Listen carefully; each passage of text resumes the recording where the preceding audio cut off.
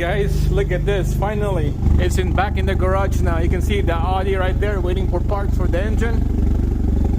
We got the RX-7. Look at that cockpit. Crazy. I end up getting an RX-7 on the winter time season, and I can only drive this on the summer. You can tell that it just got towed in, and we're gonna be working on this for a while. We're gonna be a new contents on my channel, bring up all the subscribers and all the views. So stay tuned. There's a couple things, probably like 4, 5, or 6 problems on this,